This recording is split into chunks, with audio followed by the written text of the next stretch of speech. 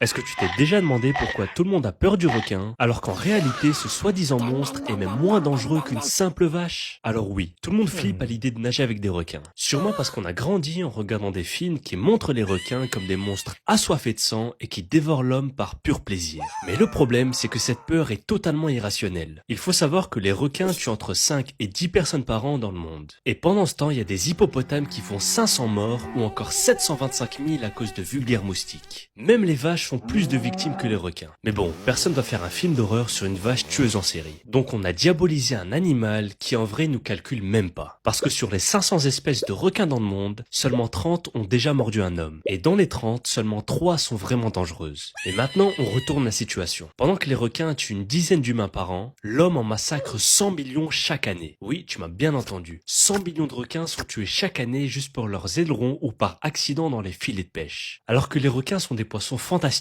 qui maintiennent l'équilibre des océans depuis 400 millions d'années, bien avant les dinosaures. Donc sans eux, les écosystèmes marins s'effondreraient complètement. Est-ce que t'as déjà entendu parler du dernier tigre de Tasmanie qui est mort de froid, tout seul et oublié dans sa cage à cause de l'homme? Donc ça, c'est le thylacine, ou tigre de Tasmanie si tu préfères. Il s'agit d'un marsupial carnivore qu'on trouvait en Tasmanie et en Australie. Il avait un corps de loup rayé comme un tigre et une mâchoire qui s'ouvrait jusqu'à 120 degrés. Franchement, il était unique. Mais alors pourquoi ils ont disparu? En fait, au 19e siècle, les colons britanniques débarquent en Tasmanie avec leurs moutons. Là, ils découvrent des milliers de thylacines. Jusqu'ici, tout va bien. Mais quand des moutons commencent à mourir, les éleveurs accusent direct le thylacine. Du coup, le gouvernement lance une vraie campagne d'extermination. Et ils ont mis en place des primes pour encourager les gens à tuer les thylacines. En gros, l'équivalent de 150 € par thylacine tué. Et malheureusement, ça marche. En seulement 50 ans, des milliers de thylacines ont été massacrés. Mais tu sais c'est quoi le pire? Des études ont prouvé plus tard que les thylacines ne tuaient presque jamais de moutons. C'était les chiens sauvages. Mais bon, il était déjà trop tard. En 1936, il ne reste plus qu'un thylacine au monde dans un zoo en Tasmanie.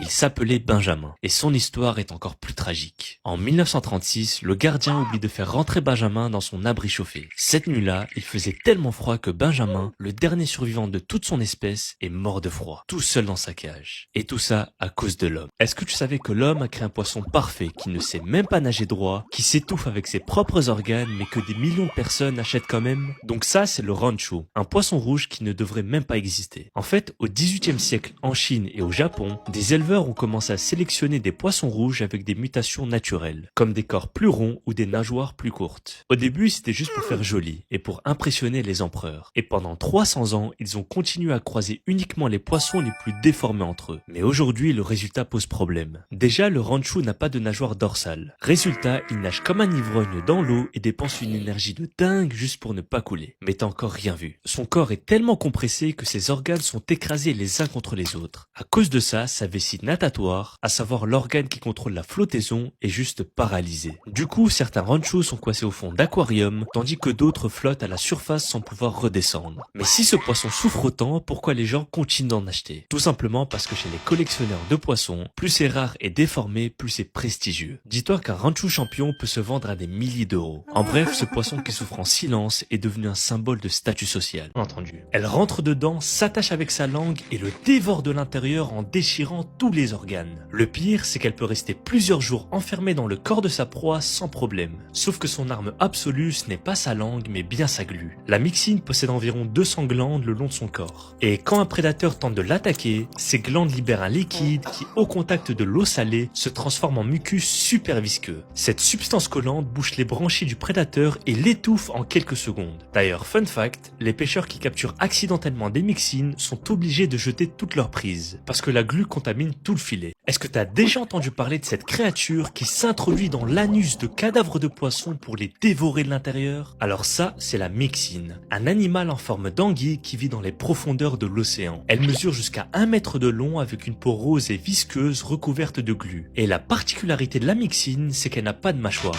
Mais du coup, comment elle arrive à se nourrir? En fait, la myxine possède une langue recouverte de centaines de dents acérées. Et avec ça, elle est capable de se faufiler dans les orifices des cadavres, à savoir la bouche, les branchies et l'anus. Oui, tu m'as bien entendu. Elle rentre dedans, s'attache avec sa langue et le dévore de l'intérieur en déchirant tous les organes. Le pire, c'est qu'elle peut rester plusieurs jours enfermée dans le corps de sa proie sans problème. Sauf que son arme absolue, ce n'est pas sa langue, mais bien sa glu. La myxine possède environ 200 glandes le long de son corps. Et quand un prédateur prédateur tente de l'attaquer, ses glandes libèrent un liquide qui, au contact de l'eau salée, se transforme en mucus super visqueux. Cette substance collante bouche les branchies du prédateur et l'étouffe en quelques secondes. D'ailleurs, fun fact, les pêcheurs qui capturent accidentellement des myxines sont obligés de jeter toute leur prise, parce que la glu contamine tout le filet. Est-ce que tu savais que ton corps peut développer une tumeur capable de te faire pousser des dents, des cheveux et même des yeux à l'intérieur de ton ventre? Alors, cette abomination rare s'appelle le tératome. C'est une tumeur très bizarre qui se forme à partir de cellules embryonnaires qui ont tout simplement bugué. Donc, au lieu de créer un organe normal, ces cellules n'en font qu'à leur tête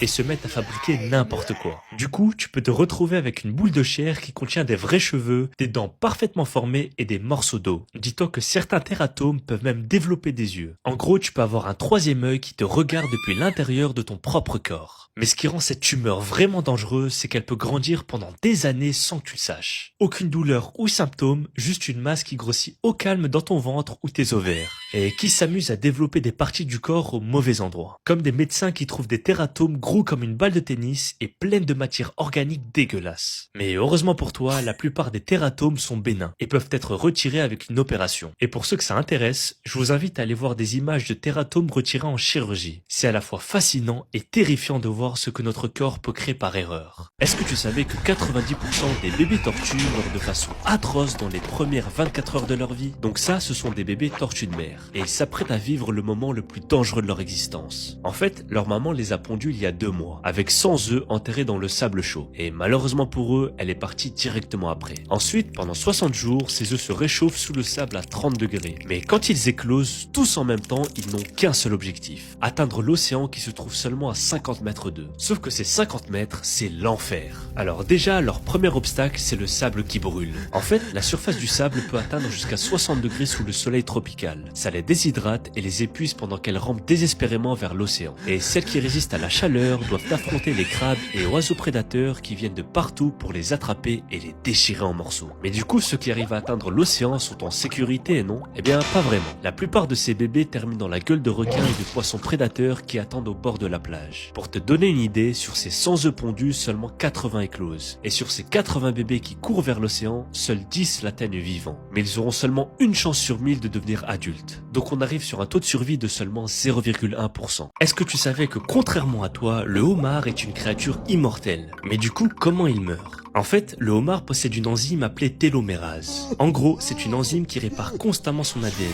Du coup, ces cellules vieillissent beaucoup plus lentement que les nôtres. Donc, un homard de 100 ans peut être aussi jeune et fertile qu'un homard de 5 ans. Théoriquement, c'est ça l'immortalité. Mais il y a quand même un sérieux problème avec cette immortalité. Pour grandir, le homard doit se débarrasser de sa carapace rigide. C'est ce qu'on appelle la mue. Et le processus est plutôt hardcore. D'abord, le homard gonfle en absorbant de l'eau de mer, ce qui fait craquer sa carapace dure. Ensuite, il doit extraire son corps entier de son ancienne coquille en passant à travers une toute petite ouverture. Sauf que plus le homard est grand, plus cette mue est épuisante. Ça peut durer plusieurs heures. Et pendant ce temps, le homard est complètement vulnérable. Non mais t'imagines, c'est comme si tu devais t'arracher la peau, les muscles, même les yeux, et le tout en restant vivant. Mais le pire arrive. Plus le homard grandit, plus la mue devient épuisante. Du coup, un jour, le homard devient tellement massif que la mue le fatigue trop. Et il finit par mourir de 2 manières possibles. Soit il n'arrive pas à sortir en entier et reste coincé dans son ancienne carapace, soit il meurt d'infection après s'être blessé pendant le processus. Bref, comme quoi personne n'est à l'abri de la mort. Est-ce que tu connais l'expérience la plus terrifiante qu'une fourmi peut vivre? Eh bien, c'est quand elle est attaquée par un dangereux champignon qui transforme la fourmi en zombie terrifiant. Ce champignon, c'est le cordyceps. Tout commence quand une pauvre fourmi marche tranquillement dans la forêt tropicale et entre en contact avec une spore du champignon. Une fois collée sur la fourmi, la spore germe et perce littéralement son corps avec des filaments super fins. Le champignon se répand ensuite partout dans son corps, un peu comme si des milliers de petits serpents nageaient dans son sang. Mais c'est là que ça devient flippant. Après environ 3 semaines, le champignon prend totalement le contrôle du cerveau de la fourmi qui devient complètement folle. La fourmi abandonne sa colonie, a des convulsions et se met à attaquer ses amis fourmis sans aucune raison. Comme un pantin sans volonté, la fourmi zombie grimpe le plus haut possible sur une plante située exactement à 25 cm du sol. Pourquoi cette hauteur précise? Eh bien parce que c'est l'endroit parfait pour que le champignon se reproduise. Une fois arrivé en haut, la fourmi plante ses mandibules dans la feuille et reste figée jusqu'à sa mort. Mais le plus hard, c'est ce qui se passe ensuite.